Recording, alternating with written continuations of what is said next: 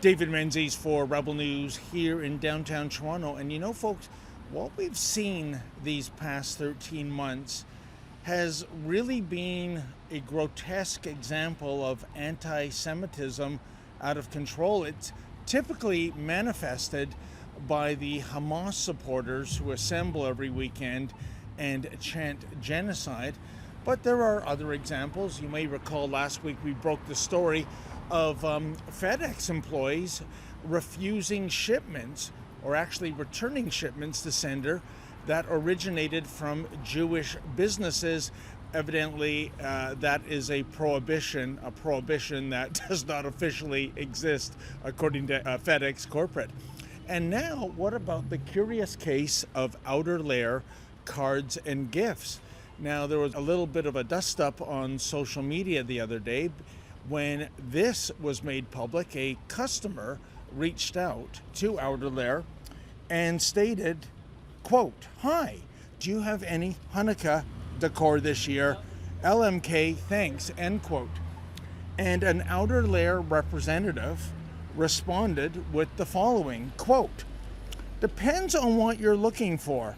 Unfortunately, we don't have much of a selection this year, as a lot of our suppliers turned out to be Zionists in support of the genocide, and we can't ride with that," end quote. I mean, first of all, what does that even mean, that a lot of the suppliers were Zionists in support of the genocide? I mean, how do you get that information? Do you send out a questionnaire? Dear supplier, are you a Zionist in support of the genocide? And most of them get back to the business saying, yes, indeed, that is correct. Or do they employ psychics, kind of like the mind readers in Minority Report, and they're able to psychically pick up what's in the brain of these suppliers? Well, it is really interesting, and I reached out to the owner of Outer Layer. That would be Alana White. She did not want to come on camera. That's okay. But she did spend some time explaining the situation. And, well, let's throw to an excerpt of that interview. A staff member made that response. I don't know what she was thinking, and it isn't even true. We have the normal amount of stuff that we always have for Hanukkah. I did switch one supplier because I've had complaints about them in the past. And they do have products where they raise money for the Israeli military. And they donate to the Jewish National Fund, which, as I'm sure you know, has been delisted as a charity by the Canadian government.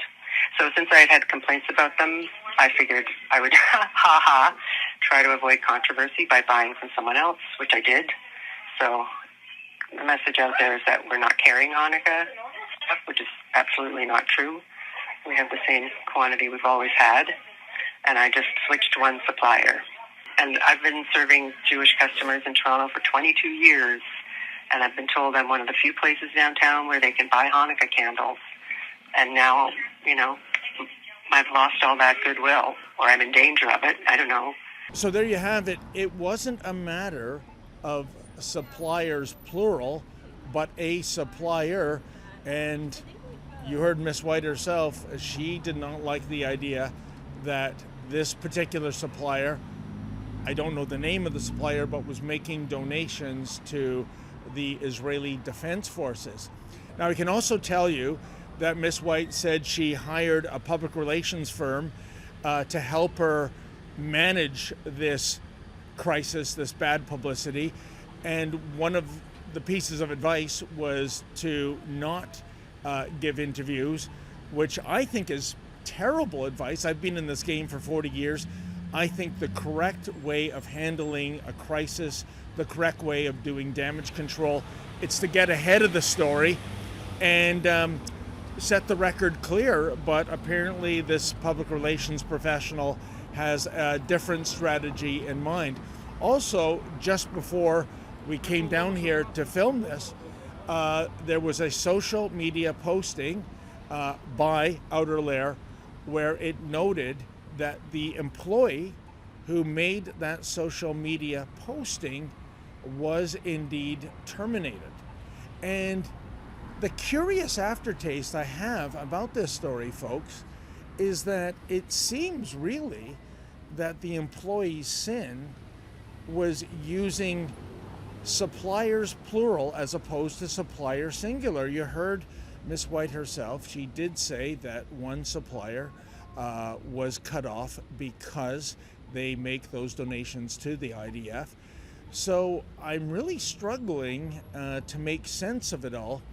In any event, that is the latest example we have seen of anti-Israel, anti-Semitic sentiment in the streets and businesses of our great Dominion.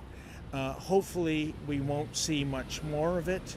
In the meantime, Merry Christmas, Happy Hanukkah, and just to be inclusive, a jolly Kwanzaa to you all.